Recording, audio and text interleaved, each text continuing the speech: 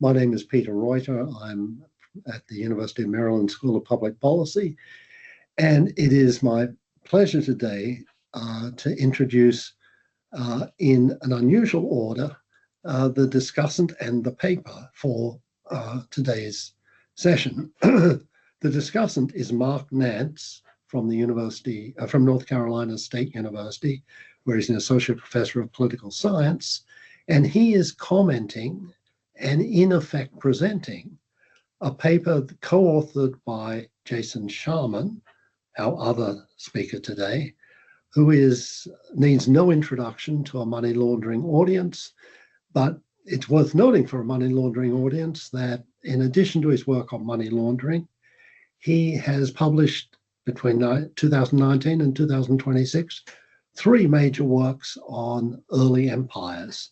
And he is the co-author with Mike Finley and Dan Nelson of the paper, which is being presented and discussed by Mark Nance, with Jason then providing additional comments later on. So the format is that Mark will speak for 15 to 20 minutes, Jason 5 to 10 minutes after that, and the rest of the time will be for question and answer. We hope this format, which puts more responsibility on the audience to actually have read the paper, or at least glanced at the paper before presentation, stimulates discussion. So Mark, please start. Great, thank you. Thanks, Peter. I think, let me, Jason, I'm sure is very nervous to have this characterized as me presenting his work, so I apologize in advance for any violence done.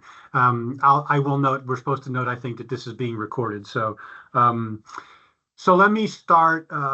As Peter said, we're changing this, and we hope going forward we'll do more of this, where there's more of a discussion basis of this, which keeps the minimum. But it's worth going through a little bit. I think in this case in particular, the question and the design of the experiment, I think is quite interesting and very important. So I want to spend some time on that as well, and then get into my questions.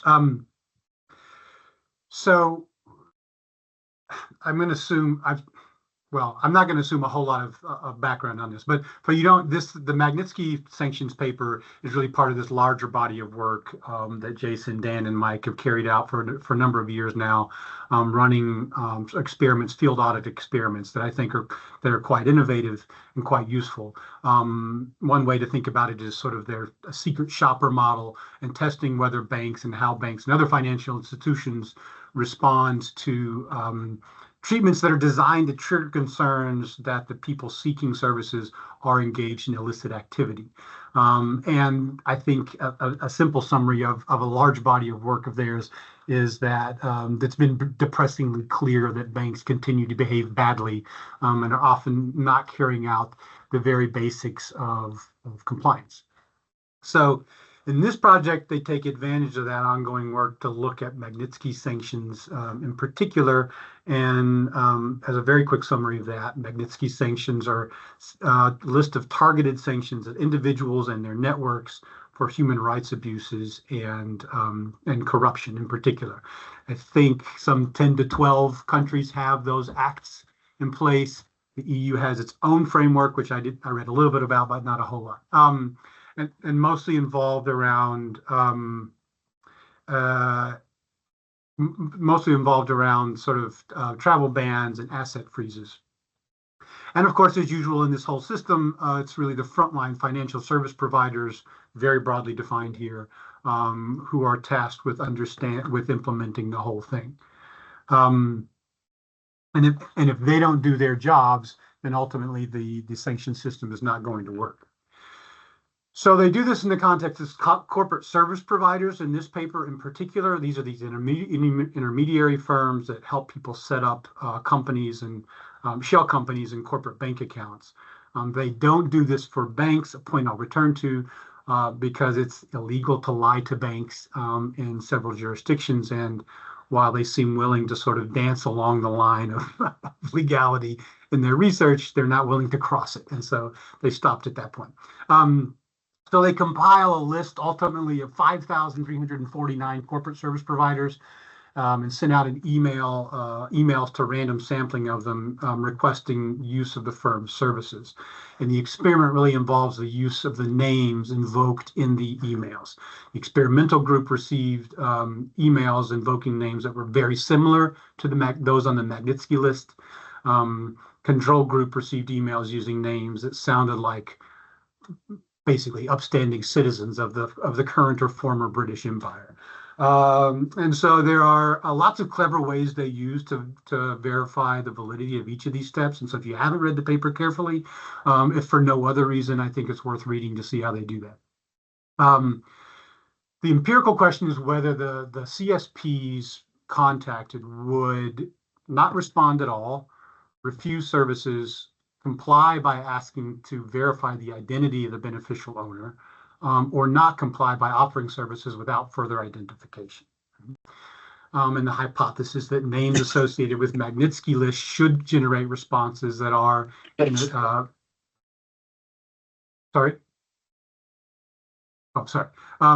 are different in a statistically significant way, and ideally in a stricter way.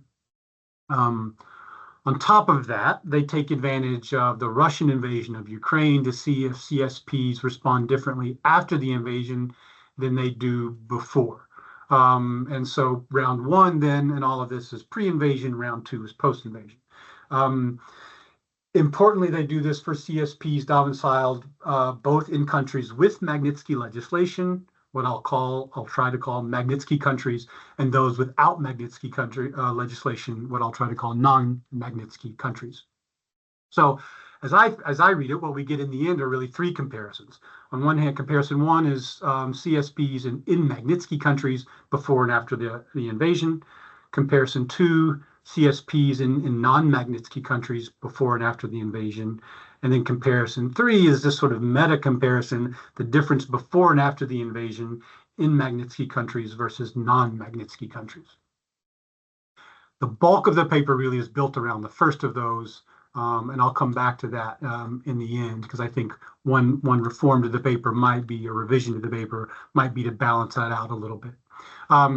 Hypotheses are fairly straightforward. If the Magnitsky sanctions are working, we should see a stricter standard applied to solicitations invoking those Magnitsky relevant names than those in the control group. Second, if the invasion is affecting compliance, then the responses before and after the invasion should be different in some way. And finally, if Magnitsky sanctions matter, then we should see that CSPs in Magnitsky countries act systematically different from CSPs in non-Magnitsky countries. And the results, as expected, are quite interesting in a number of ways that I hope we'll parse out a little bit. A fairly remarkable 95% or so roughly of the CSPs in Magnitsky countries pre-invasion did some version of the right thing. They weren't, if you'll excuse the double negative, they weren't non-compliant. They didn't reply, they refused services, or they were compliant. Of that group that did the right thing, the majority of that, 75%, were non-replies, a number that they point out is in line with expectations. But the other 20% either refused services or requested further identification. But, and this is sort of the kicker, but that was true both of the control and the treatment groups, right? Which means, in that sense, the Magnitsky sanctions, the Magnitsky legislation isn't really playing a discernible role in how CSPs are responding. Second, this pattern changes after the invasion. CSPs were statistically more likely to apply a stricter standard to requests to the treatment from the treatment group, the Magnitsky names, than they were to those imperial names, though the bulk of that really comes in non-replies. But importantly, also, outright non-compliance goes down from control group to treatment group after the invasion. So something that we would expect to see, perhaps. Third, we don't have as many details on this, but a similar pattern holds for the non-Magnitsky countries. Very low rates of outright non-compliance. No difference between control and treatment groups before the invasion. but a statistically significant increase in the number of no replies in the treatment group after the invasion. So comparing across the two experiments then, Magnitsky countries, non-Magnitsky countries, we see very similar patterns. High rates of non-service provision, but no difference between the control and experimental groups before the invasion. Post-invasion, higher rates of non-service provision and a significant difference between the control and experimental groups. I hope all that's a fair analysis. Jason will, of course, correct anything that I got wrong or missed there that is significant. So with all of that said, let me sort of get to my questions. And I've tried to go, I have some about methods, some like what this tells us about CSPs, some about what this tells us about sanctions more general, and then the AML regime. The most detailed question here, and Jason, skip this if you want. There's a sort of, you say that there's 7,145 solicitations, and that includes, I think, round one and round two of both Magnitsky and non-Magnitsky countries, because the numbers that were given, which are really just on the Magnitsky countries, only add up to 3,429. So I'm wondering where the additional sort of 3,500 or so come from in this. Like what are those solicitations? And it may include efforts that you have to sort of continue on with the process and some. So if you could just, if you have that in the top of your head, if you could sort of clarify that disparity, I would be interested. More importantly, you note that the ends for round one and round two were different because round one is part of this larger project, and so the post-invasion was sort of treated slightly differently in terms of the numbers, and I think that's not as big a deal. You have, I think, roughly 2,100 in the round one, but just under 10%, I think, in the treatment group. In round two, post-invasion, you have about half the total land, so 1,100 or so. But in that case, half is in the control and half is in the treatment. And so, as a non-experimental design person, my instinct is that the difference in the end is not really that important as long as they're both large enough to matter. It's really the ratio of treatment to experiment. And so if you have in one case 10% of a treatment group versus 50% of a treatment group, you're more likely to find an effect in the treatment group where there's 50%. If so, is that true? If so, does that matter in this case? Why or why not? Sort of question there. Let me go sort of the what this tells us about corporate service providers and their role here. It's hard to know whether this is good or bad news, and you can spin this, I suppose, if you're interested in either way. On one hand, even before the invasion, only 4.25 were non-compliant, basically. The modal response, as I said, was non-response, and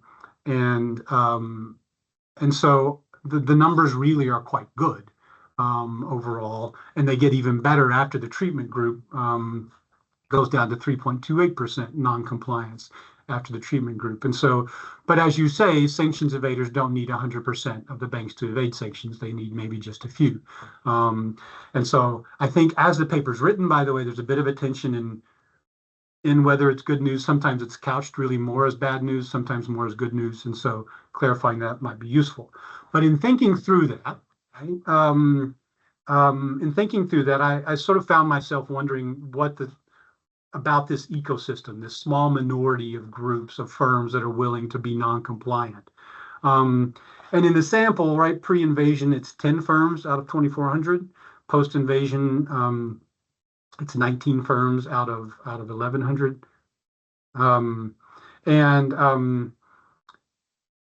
So I'm just wondering, like, we assume there's some firms in this space that are not desirable for even those seeking to evade sanctions to use, right? So some, for example, some are trying to scam the scammers, presumably. And of course, that means those firms are precisely likely to show up in this non-compliant group. So we know then that this non-compliant group is less reliable in some ways, right, than it is even for the people who are seeking to evade sanctions. And what I started thinking about is unemployment, right? And so full employment, for example, doesn't mean everybody's working. Is there a level of non-compliance at which we're willing to say effectively the system is working, that there is more or less full compliance, even though there's not 100% compliance? And what is that level? And I think there are interesting implications of this for the broader. We have this sort of truism, right? That it only requires one bad actor, right? Or it's the weakest link model. But is that really true? Are there some firms that just no one would use anyways? So that's sort of one question there. Broadly to effectiveness of sanctions then. What I found was, in thinking about the ideas, how much of the work of sanctions evasion, particularly for Magnitsky, is done by CSPs versus banks, right? So as you know, for very good reasons, you don't approach banks, and this research is valid without that. But if we're trying to sort of think more broadly about the effectiveness of sanctions, if 90% of sanctions evasion work is being done by banks rather than CSPs, then the impact of this is less, right? As opposed to the other way around, for example. So I would imagine that most people targeted by Magnitsky sanctions sort of have their shady financial dealings in order before they land on the list. And it seems to me the population that you're sampling here really is catching the new movement, sort of post-Magnitsky action. And is that, if that's true, which may not be true, but if that's true, then how much of the iceberg are we getting, I guess, when we look just at CSPs? That just helps us think more about, again, the overall impact of this. And then the final point, I guess, that I'll ask, and Jason, I'll send you some comments separately to think about sort of some of the revisions to the paper that I might suggest, is the broader question that you raised in the discussion, which is what drives behavior in the AML regime more generally. In this case, you're talking again about sanctions, but we can think about this more broadly. And as somebody who's interested in sort of the non-materialistic aspects of compliance in the regime, you bring up this distinction between the logic of appropriateness and the logic of consequences. This to me suggests that we need a lot more work on the logic of appropriateness as it applies within the AML regime, which tends to be a fairly sort of materialist understanding, I think, in general in the scholarship. And so I guess I just sort of invite you to reflect a little bit on that, on the tension between those two. There is, of course, a materialist understanding of this, of the data the evidence that you provide. And so just sort of invite you to talk a little bit more about the tension between those two and how we might better understand the role of those two different logics at play here. So I will stop there. It's, as usual, a great paper, a serious contribution, and I appreciate the opportunity to really dive into it. Thank you, Mark. Jason? First off, thank you, Mark, for such a close engagement with the paper. And I think you presented it more clearly and convincingly than I could have done.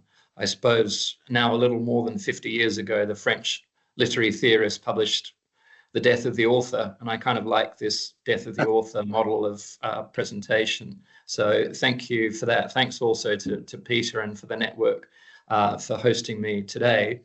I'll keep this in line with The Death of the Author. I'll keep this pretty brief. Again, really a thorough and rich batch of comments. First, by way of background, I'd say that in some ways the research design is a product of accident, in that, as Mark has mentioned, Mike, Dan, and I have had this now 15-year-old collaboration of doing these field experiments to try and test the risk-based approach. And the frustration we have is we keep on trying to think of the most outrageously risky profiles in doing our mystery shopping, and we keep on getting no response. And so one thing was, okay, let's try and think of something outrageous. And we thought, let's take people who are explicitly named as on individual sanctions list. So we tried this out. And to our disappointment, and to policymakers should be disappointed with this too. We didn't get a response. And then, of course, unbeknownst to us, the Ukraine invasion happened and we ran round 2. So I guess many research designs are the product of accident that are retrospectively dressed up as being, this is the way we always planned it to be. But it's important to say that the round 1 and round 2 key characteristic of this was by accident rather than by design. And that gets to the unbalanced treatment and control that you, Mark, you rightly pointed out between round 1 and round 2, because in round 1, the Magnitsky treatment was one of a series of high-risk treatments that we contrasted with the boring low-risk control placebo, whereas in round 2, we thought, aha, we're going to try and test the Magnitsky one specifically. There's a long, the paper's quite short. It's under review at Nature Human Behavior. There's a long appendix associated with it. And we do go through that, that difference, mainly in the power analysis. And we think it doesn't cause us too many problems there. It reduces the power a bit for round 1, but we think we've got enough power to detect effects there. Again, I'll just respond to a couple of these selectively because I'm interested in what other people think. I think the question of good or bad news, in some ways it depends. This is, I think for anti-money laundering purposes, this is actually quite good news. And Mark, I think your point about good enough compliance, we didn't deal with the banks because we didn't want to go to jail for this one.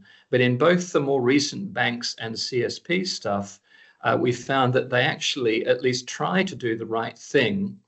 And to the extent they get it wrong, it often seems to be as a result of KYC of the wrong person rather than no one. So that CSPs and banks have got the message that they've got to ID someone, but they often ID the wrong person. That is to say, they ID the proxy or the representative research assistant, in our case, rather than the person they should be IDing, which is the beneficial owner. Now, again, that could be strategic, but our interpretation is actually just kind of bureaucratic dysfunction. So as you say, that the number of kind of outright conspiracy and non-compliance, and we did get some of that, is very small. And I think for AML purposes, this is quite good news. For sanctions purposes, the news is much less good because the essence of sanctions is that people on sanctions list get treated differently from normal people. And the answer is here, until the war happened, they didn't. And the earlier title for this paper that I guess some of you have seen in earlier incarnations was War Not Law, as in the thing that produced the difference was the, we think, political and moral revulsion, and this gets to your point about logic of appropriateness, that what changed was the political consequences of dealing with Russian entities. What didn't change in the Magnitsky countries was the actual legislation on the books. And in some ways, this is the punchline. Mark, as you've said, it's kind of 3 comparisons, one between high risk and low risk, control and treatment, one between countries with the law and countries without the law, and the third one, time, before and after the invasion. And it really was that third one, the after the invasion, that got us bang for the buck, not only in terms of countries that had the law, but also in terms of those that didn't have it as well. Maybe I'll just pick up on one more thing before handing over to other people in case they have questions. Yeah, in terms of how much of a weakness is it for not including the banks? Again, impossible to say in some ways, but our hunch is that banks are more highly regulated than corporate service providers, which in some jurisdictions, including the United States, are entirely unregulated. So our expectation is that if we were to see non-compliance, either through lack of sophistication or through outright conspiracy, that we would be more likely to see that kind of non-compliance amongst unregulated or less well-regulated corporate service providers relative to very regulated banks. Now, of course, the response to that would be, but every bank in the Wolfsburg Group has been shown up for horrendous AML failures at one point or another. So that would be a fair criticism of our work. But as I say, no matter how good a methodological point that is, I'm just not willing to be in breach of the International Emergency Economic Powers Act of 1970, given that the US Justice Department doesn't seem to have a great sense of humor when it comes to violating the provisions of that act. Mark, you raised lots of good points, but I don't want to speak for too long, so maybe I'll stop there. Thank you very much, Jason. Just let me, as chair, ask, you two political scientists talk about logic of appropriateness and logic of consequences as though we bandy this distinction around. Us outside of political science don't use that terminology. Could you just explain it? Sorry, yeah, that's bad inside baseball and terminology. I mean, fairly simple that the kind of logic of consequences is kind of economically rational explanation, a utilitarian calculus of looking at means and ends and picking the option that you think will leave you best off. So it's kind of Gary Becker theory of compliance there. The logic of appropriateness is from kind of sociology and anthropology. And this is the idea that humans above all seek esteem and legitimacy, and that they fear stigma and ostracism. And that in fact we get socialized through the expectations of society, and that our behavior is explained better by deep-seated norms and idea of appropriate conduct rather than us being calculating machines in the way that Gary Becker and other economists. So yeah, apologies for not explaining that. That's fine. So, as so often, I believe Mike Levy has a question. I'm tempted to be silent now, but I will resist that temptation. Which wasn't strong.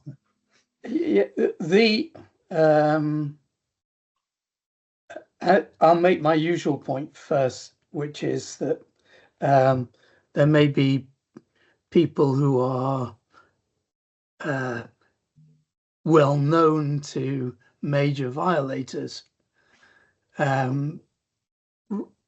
whereas your model is approaching people as if they were strangers.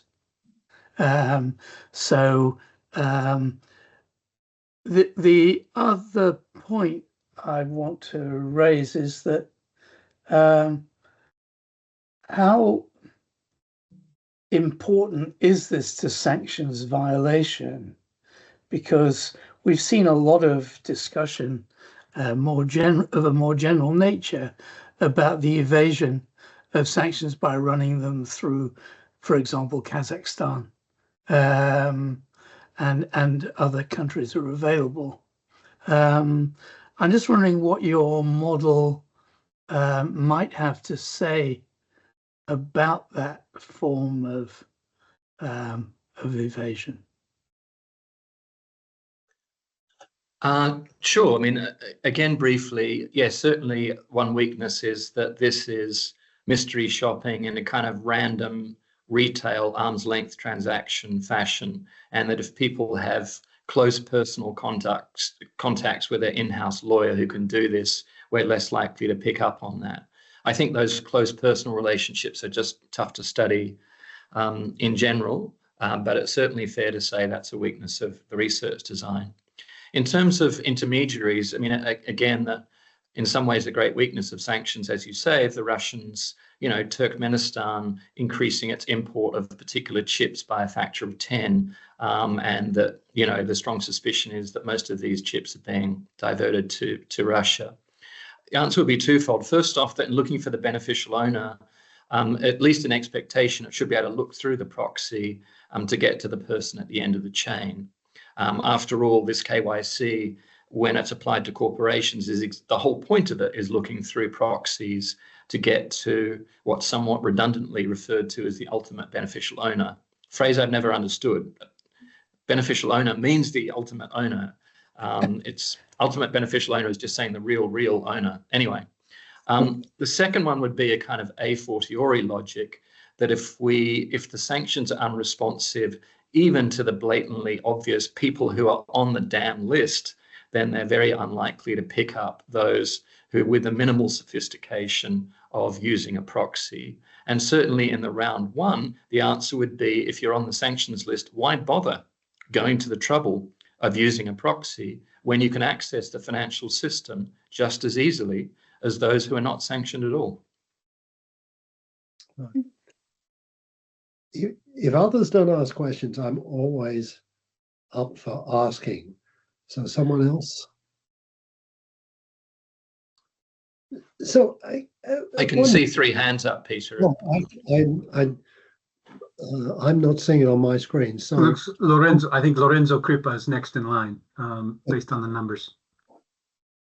Thanks. Thanks a lot for organizing this, and thanks, Jason, for the paper. It's a fascinating work.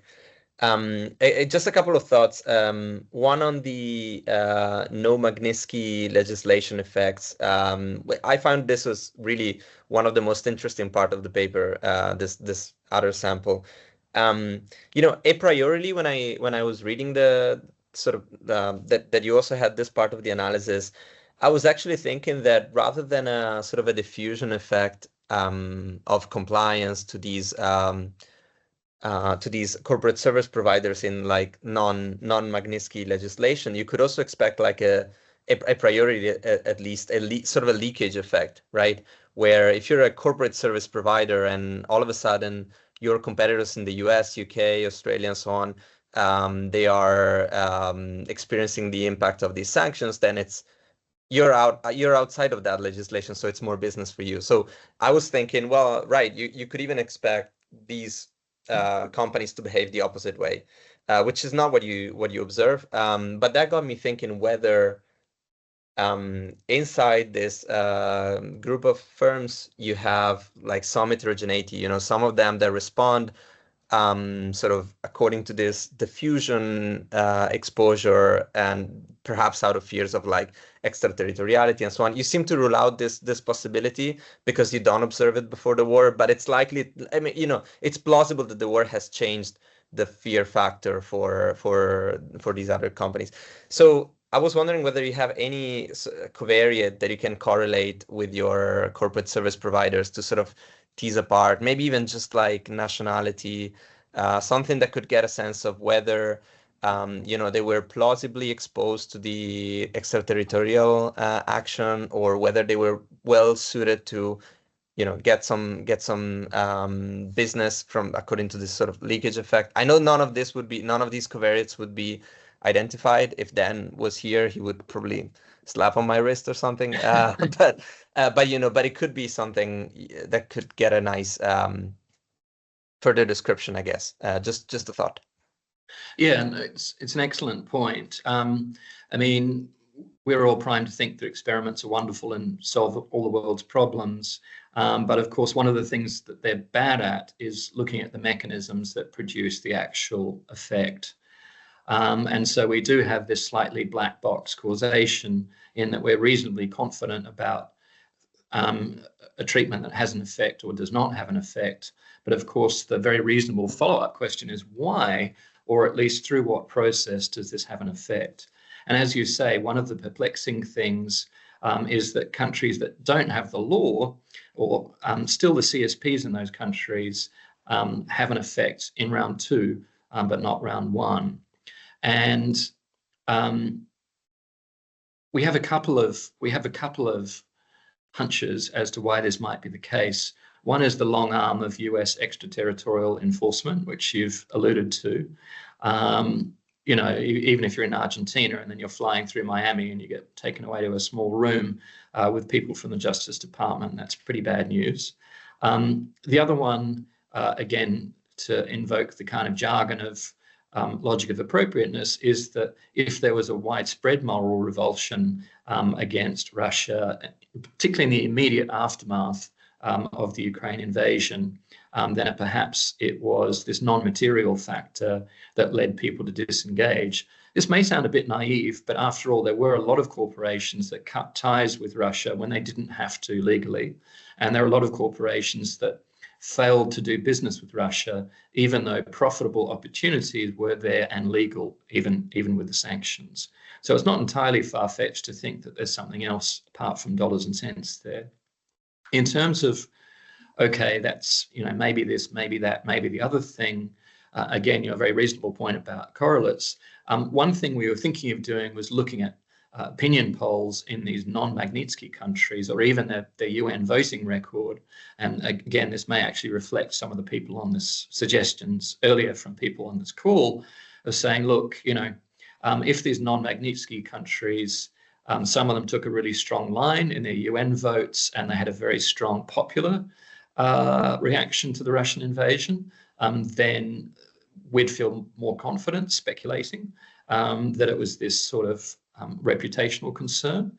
If not, then that would be less likely.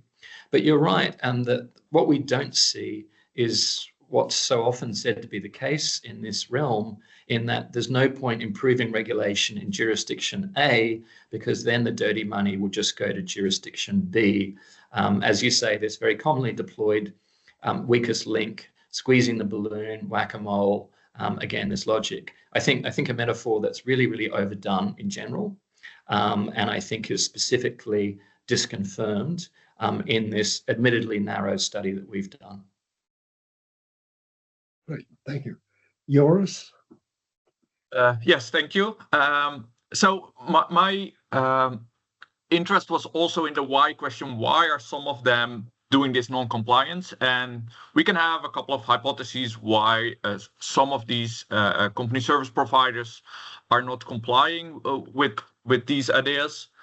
And well, the first one you just answered, so I'll skip to my next one, which I link to a certain anecdote that banks were suddenly more willing to accept criminal money during a liquidity crisis. So during the last financial crisis, suddenly banks were more open to accept the money. And so you could think of a sort of corporate version of strain theory. Okay, these banks are stressing, they're about to go bankrupt, and suddenly they allow these more immoral behaviors than before.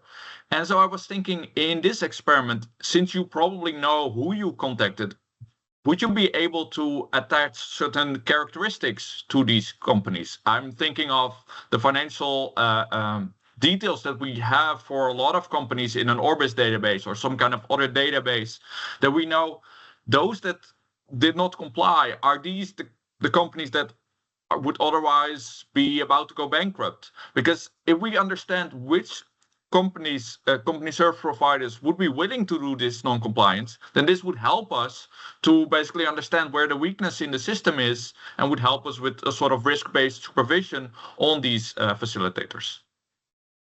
Sure, I think a great question. The frustrating thing with CSPs versus banks is, of course, for banks being heavily regulated, we can get tons of information on each of them. CSPs can be one guy in a garage in Wyoming setting up shell companies. In other places, they're law firms, so they're privately held, or they're partnerships and so on. Almost none of these are publicly listed. Even the big corporate service providers are private equity groups, which tend to own. So frustratingly, I think that approach is exactly what we would like to do. Unfortunately, that the data just aren't there for us to do that. I would say that the small minority of, if you want to beat sanctions or other things, then the solution we were presented with is pretty easy. Is that corporate service providers say, hey, look, we've got this pre-formed company on the shelf that has an existing bank account. We'll sell it to you, and we'll just tell the bank that we're the beneficial owner, not you. And one of the firms at least offered like 16 different shelf companies, all with existing bank accounts. Most of the shelf companies from OECD countries, and it cost between $8,000 and $15,000 US. And they would say, look, we'll just send you the tokens and the passwords. The bank account's ready to go right now. There's no KYC. So that was the kind of most outrageous And they explicitly said, you're Russian, you're under sanctions, so this is the way we have to beat it. But I think that's a really, and this is Mark's good enough compliance, that was a very, very small number of firms who were that outrageous. But unfortunately, we don't. I think the data we do have say that, as I say, from an AML KYC point of view, clearly the message that you have to do something to ID people has got through. And, you know, arguably, that's a big change. I think too often, as I mentioned earlier, they're IDing the wrong person. I'm afraid I don't have the name of gentleman with beard who has his hand up as well. Thank you. Yeah, I'm Scott, from a PhD student from Indiana University. It was great to read your paper, Jason. I was just curious, you know, like Russia already invaded Crimea in 2014, right? So then, I mean, I understand maybe this is part of the explanation that I think only the U.S. had Magnitsky Law on the books in 2012, and I think it took a few years for other. So maybe that's part of the story. But you know, and I know like this evasion is obviously on a much greater scale. But is it that this evasion is just different, or is it that this like salience impact that you speak of is short lasting, and so it kind of goes up and down with events happening in the globe? Like, you know, what's different, I guess, this time around? I know that goes beyond your paper, but I would appreciate your insights. Sure. Yeah. I mean, a good question. And, you know, I did have the urge each time in the paper to talk about the second Russian invasion of Ukraine in February 2022, and the fact that this war has been going on for 11 years, not really 3. So I think those points are really well taken. I think despite that, there is a major difference in salience between the 2014, you know, again, whereas it was unopposed, at least in the initial takeover in Crimea, it was kind of denied. The kind of Russians on holiday who just happened to have tanks and howitzers and all that kind of thing. And the response of the West and the international community, it's now a fairly outdated term, I suppose, was really different. I think it may also, so I think there was just a really big difference in salience, and I think you can see that from the media coverage as well as other things. In terms of the effect over time, I think that might play a part too, in that when we did this second round, it was still only a few months after, and arguably with things like Gaza, the salience of the Ukraine crisis has gone way down. And who knows if we were to do a round 3 of this, if I were a betting man, I would guess that this gap between the treatment and control groups that we saw in round 2, on a prospective round 3, it would be smaller, exactly because of the time effect. But obviously that's speculation. Fabian Emmersberger. Yeah, thank you for the great presentation. My question might be a little bit off topic, but I wonder, do you have any insights on whether the Russian government also uses decentralized crypto assets to avoid these sanctions, and now the better AML and KYC awareness of the intermediaries? Because if you use decentralized crypto, you don't necessarily need those banks and CSPs. Thank you. Thanks. Yeah, I mean, I'm a crypto neophyte, and I should say for sanctions and for Russian sanctions and corp and shell companies, Michele on this call has done some fantastic work on this and has got some fantastic papers and publications. So in some ways, he can give you a better answer than I can. My sense is that from Michele's work and others, that the displacement effect has been, as far as we know, less from standard currency to crypto, although there's been some of that, and more from more in steering business to places like Dubai and Turkey and other financial centers that have both for the purposes of trade and finance and the intersection between those two, that there's been more of a geographical displacement. And again, that includes the kind of indirect trade through Central Asia, that's been more pronounced rather than a wholesale shift from standard currency to crypto. I mean, I'm a kind of Luddite by inclination, but I mean, there are definite limits on what you can do with crypto. As I say, it's not really a store of value, it's not really a unit of account, and it's not really a medium of exchange. Apart from that, it works just like money. Yeah, I think its other displacement strategies have been more important than that one, but there has been some crypto. Michaela, would you like to add anything to Jason's answer?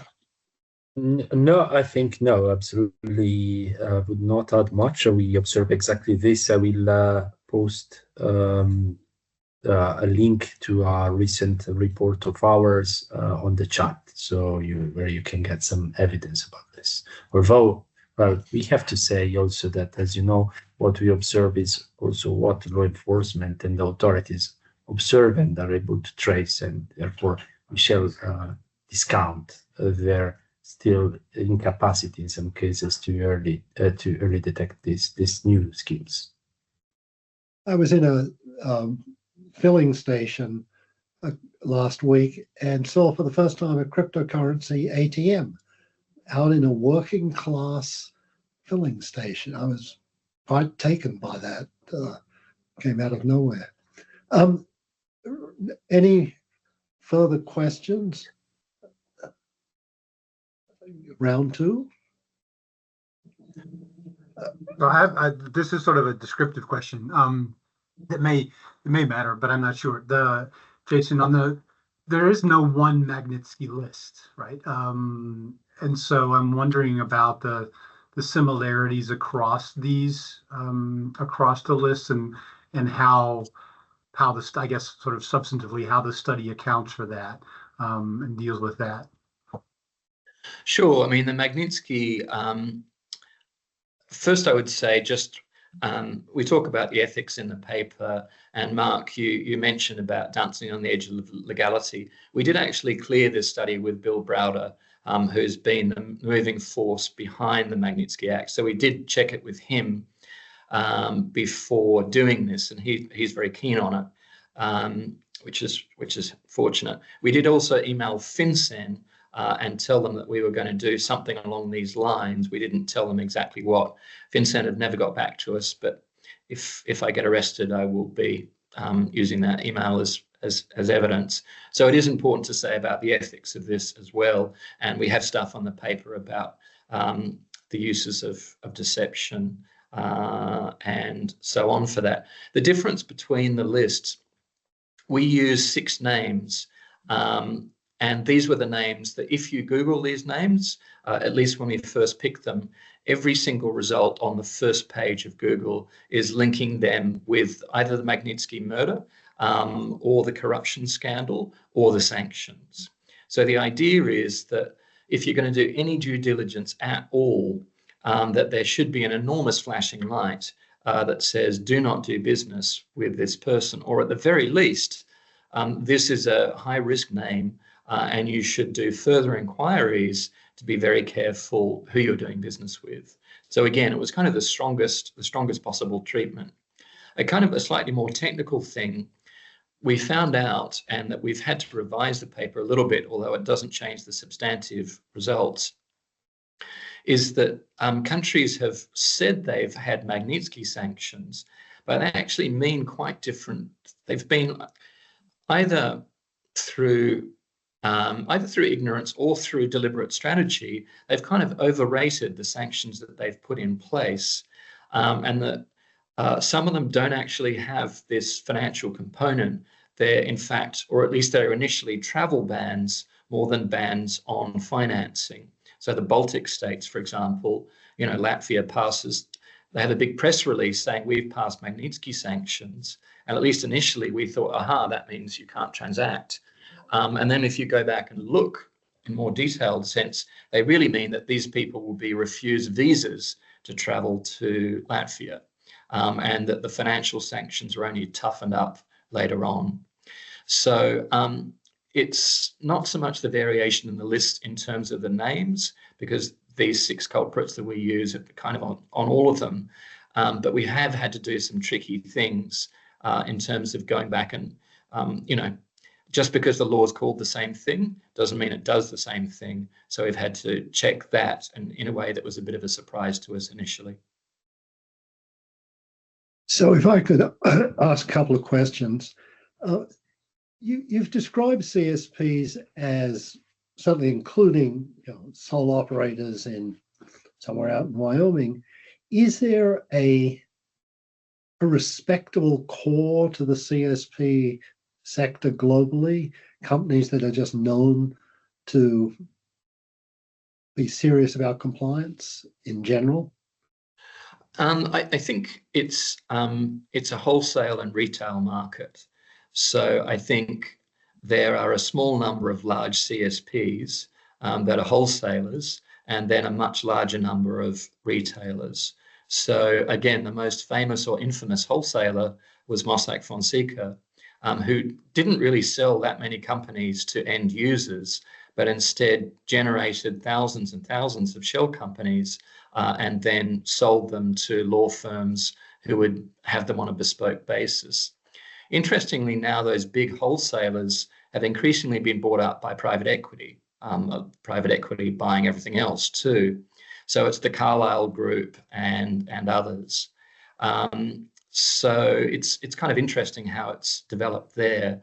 And I think a lot of the problems that Mossack Fonseca had, although they were a pretty unscrupulous bunch, I think a lot of it was incompetence, in that the articulation between wholesalers and retailers is often not very good. So the wholesaler says to the retailer, "Do you know who this person is?" And the retailer says to the wholesaler, "Sure, no problem." And then either through, again, incompetence or conspiracy, the retailer doesn't know. So I think that mediated character of the transaction is one of the reasons why, even in the absence of ill will, KYC doesn't work in the way that it should. And you mentioned the banks are highly regulated. They have reasons to take these regulations seriously, take these requirements seriously. Why would CSPs care about what risk do they run by violating these requirements? If they're within reach of the US justice system, which means in the US but not just, it's at least a 10-year jail sentence for doing business with sanctioned individuals, let alone all the sorts of fines and things that could be done. And similarly, in other countries, sanctions laws are a lot less rigorously enforced, but it's still jail time. I think apart from that, that they can get into trouble in regulators in less cataclysmic but still dissuasive sense of their administrative penalties that can be levied. And then again, arguably, there may be some reputational consequences that if you're shown as, intermediating some deal that helps ballistic missile warheads get to Russia, and then that hits the press, at the very least, that would be embarrassing for you and for your business. But there is the value of a bad reputation. That is, if you want the wrong kind of business, and there's a lot of the wrong kind of business, you might cultivate that in the face of negligent regulators. I don't want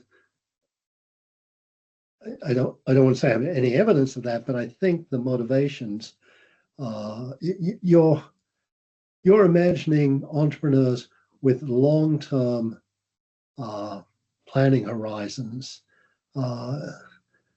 Think of John le Carré's father.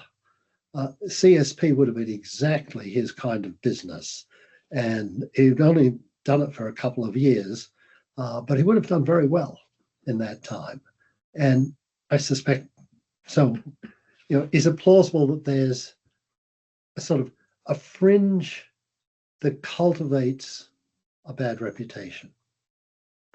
I think the difficulty there is, of course, you need to cultivate a bad reputation amongst potential clients, but keep that secret from law enforcement.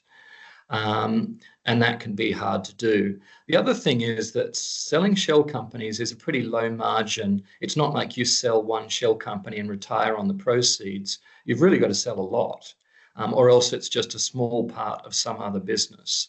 So I think even disallowing any moral scruples at all, making $250 on a transaction that can get you in a ton of trouble just doesn't make sense. Now, of course, okay, you can develop a bad reputation and then sell 1,000 shell companies. But then if you're doing that, presumably there would be worries about law enforcement or regulators finding out about that. Also, in some ways, that banks are the greatest engine of compliance, and that if the banks cut you out, that's in some ways a far more credible deterrent, at least outside the United States, than anything governments do. So I'm slightly skeptical of this idea of saying there are deliberately bad CSPs who say we'll sell you anything. There are some reckless ones, but apart from anything else, it just doesn't seem smart. Fine, I find that reasonably convincing. Joris, as the economist in the room, do you have any problem with that? No, not directly. I see Julia also raising her hand, so maybe. Go ahead, Julia. Hang on 1 minute. We can hear you. Yes. You just muted.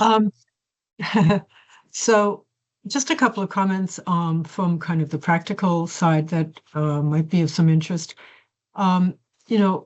It sounds like, and I confess that I have not fully read the paper, so, but it sounds as if, we're discussing when clients are direct clients, whether that be a direct client of a CSP or a direct client of a financial institution, in which case, yes, you should know your customer and take reasonable steps to do so.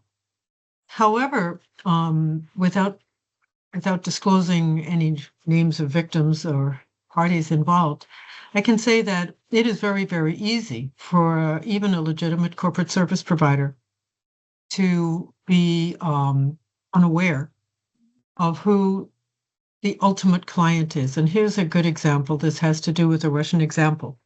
So a company was set up by the office manager A. That company was the accounting firm for company B. Company B was actually controlled by the daughter of an oligarch. So the oligarch name hasn't appeared here yet. Nobody is a sanctioned party, but there is a control.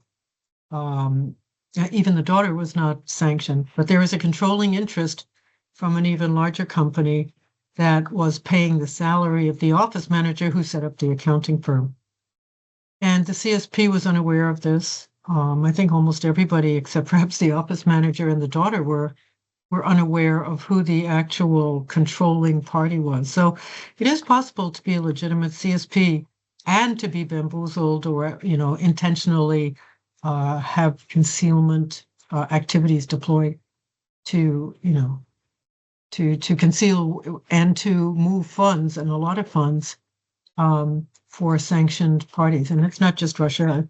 I liked the comments about the locational strategy. In other words, sanctioned country or sanctioned persons or entities setting up subsidiaries in non-sanctioned countries, controlled, of course, by the sanctioned person, but that would not be disclosed. I think that is actually another really big problem as far as sanctions evasion or omissions occur. No, I think appropriately come to an end at this stage. Thanks very much. Bye.